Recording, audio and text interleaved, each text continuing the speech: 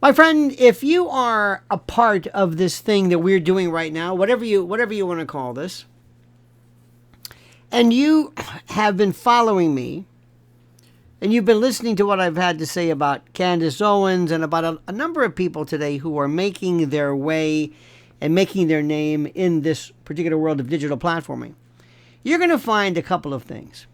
First, somebody that you like or follow or agree with is going to say something that is profoundly stupid at one particular point, or something that you disagree with. You will be absolutely nonplussed as to how stupid it seems. Let me give you an example. Alex Jones is a personal favorite, not as a like or dislike, though I like him. He's a friend of mine. I've known him for a long time. And he has been responsible for bringing to the fore, so to speak, so many things, so many ideas, so many subjects and perspectives that I would have never known anything else. I owe him a lot. He was a bit of a red pill for me. Now, in the course of that, he has said some things which I do not necessarily agree with. Now, this doesn't mean he's wrong. It just means I disagree with. I have a friend of mine who believes that Rush, the group, is better than Yes. I disagree with that. I understand his position. I don't think he's crazy. I disagree with that. Tucker Carlson has been absolutely phenomenal in terms of what he's been able to bring outside of the usual realm of this area, this particular framework of speaking. But he said some things that I don't really agree with. One time he said that a demon attacked him in bed and clawed him. He had his had claw marks from the claws of the demon. An actual demon attacked him and scratched him with claws. Now I'm not even going to pass on that, whether it's true or not. How the hell do I know? Could it be? Sure, it could be. That's not the kind of stuff that I normally. So it's not that I disagree with him, but it sounds a little nuts. But that's okay. Laura Loomer has said some things that are just like, wow. But she said some great things, too. She's very spot on about Cuba, you're next. This is like PNAC. This is like neocon. I thought this was over with, but she's right about that. Nick Fuentes. Nick Fuentes is considered a right, anti-Semite, racist, right-winger, white supremacist, lunatic. Okay, you got it? Good. Everything you can imagine they've called about Nick Fuentes. He has said so many things that were so correct, and so many things that I would disagree with.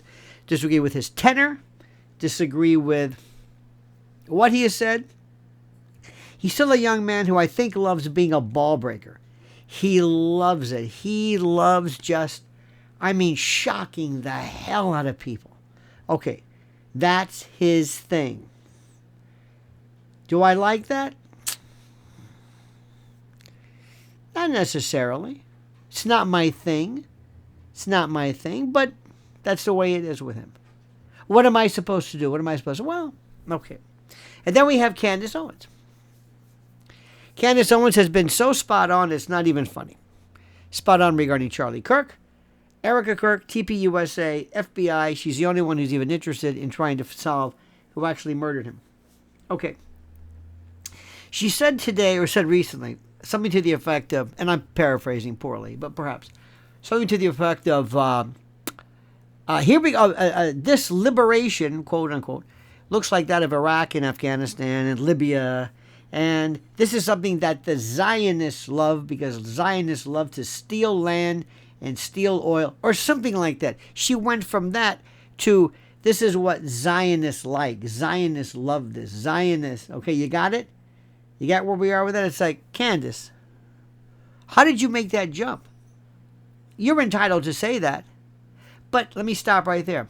In all of the items that I have cited, and by the way, there are some things that AOC has said, Bernie Sanders has said, Ilhan Omar, I'm sure, must have said something from time to time. There are things that President Trump has said where I thought, oh, dear God, What are you talking about?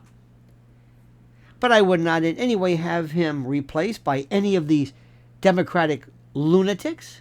Okay, so what do I do with this? What's this called? It's called the doctrine of severability. The doctrine of severability is a very interesting concept. In plain terms, it means when part of a contract or something is illegal, invalid, improper, or whatever, that part can be cut out and the rest of the contract can still be enforced if it can stand on its own. It's called the blue pencil doctrine, the divisibility doctrine, there's all this kind of stuff. And what it means is when you have somebody that you have liked, somebody that you've enjoyed, somebody whose words make sense to you, you may find yourself in the position of saying, you know what, this is a bit odd, this is a bit strange, but I'm going to forget that and look at all the other good stuff they've said. Alex Jones has been so spot on years ago regarding World Trade Center motions, geoengineering, when people still called them chemtrails. I mean, he was on. Remember gay frogs. Alex Jones has always been likened to or referred to this notion of gay frogs. You're that if you use a particular type of chemicals or whatever, that a frog can become gay or have female tendencies or whatever the hell the particular phraseology is. And it turned out to be true. It might have been not gay, perhaps, but he was absolutely correct. And nobody, of course, asked for his forgiveness. But so sometimes he does things. And when you first hear this, you think, gay frogs. You think he's finally got off. He also goes off sometimes in a very heavily Christian thing. And by the way, I have nothing against Christianity or Judaism or Islam or anything for that matter. But when that becomes a part of your logical, intellectual reason for a particular a viewpoint, faith should not be it. It might be something personal, but don't try to convince me by saying 1 Corinthians says such and such. That's not going to work for me. Okay, so what I'm saying for you is simply this. You are not asked, you're not voting for Candace Owens, you're not trying to get her into office. She may say something which you may find to be, or other people may find to be problematic. They're going to call her anti-Semitic. If you say something about Israel or Zionism, anything about that, not Jews, I think that would be anti-Semitism, but they will say you are anti-Semitic. There are Jews and there are people in Jerusalem who write for Haaretz who say some things about Israel that you would think Nick Fuentes wrote it. They're Jewish. What are they, anti-Semitic? I don't understand how that works. But I really don't care because we've heard this, because we've been called anti-Semitic, racist, never un-American. Nobody cares about that. Racist, un-American, misogynistic, transphobic, Islamophobic, all these phobes. And so this is the way it is. So here's the bottom line. Candace Owens may say something. She may have a problem with Israel over and above the usual allowed problem. Am I supposed to eliminate everything she's ever said because of the fact that I'm just agreeing with other parts? And when somebody asks a question, remember Charles Murray years ago, the book was called Bell Curve. And Bell Curve is about the hypothesis or hypotheses where they posited that there were racial differences, or IQ differences based upon race. Oh my God. You would have thought this is the worst thing anybody had ever said. But that's what he said. That was the tenor, or that was a particular thesis of what he said. If you wanted to talk to him, ask him questions, you were deemed, you're a racist. If you want to talk to Nick Fuentes and say, Nick, what are you talking about? You're a racist and an anti-Semite.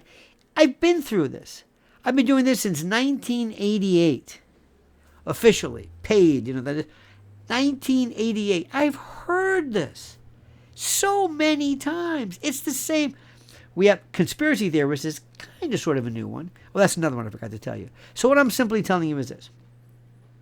When you agree with, or if you like something that Candace Owens has said, or anybody has said, AOC, or whoever, it doesn't mean that you are adopting their entire catalog of thought. It means that you might say, you know what, that makes a lot of sense. And you're not voting for them. They provide a particular thought that you say, okay, that might be good, and then you incorporated it into your own intellectual quiver, your own philosophical quiver, and you apply these things to your way of thinking, but you're not adopting, you're not incorporating, subsuming, adopting their whole catalog of thought. Keep that in mind. Don't ever let anybody tell you otherwise. Thank you for watching this. Please subscribe to us at Lionel Legal right here. We need your subscriptions, and we need your likes. You gotta like this, and we need you to hit that little bell so you're notified of live streams and new videos. We need them. God, we need them, and we thank you. And I'm going to put some questions coming up. I've got some questions and afterwards in the comment section, and I want to hear from you. Thank you, dear friend. Have a wonderful and a glorious day. And now, please, I ask you to comment.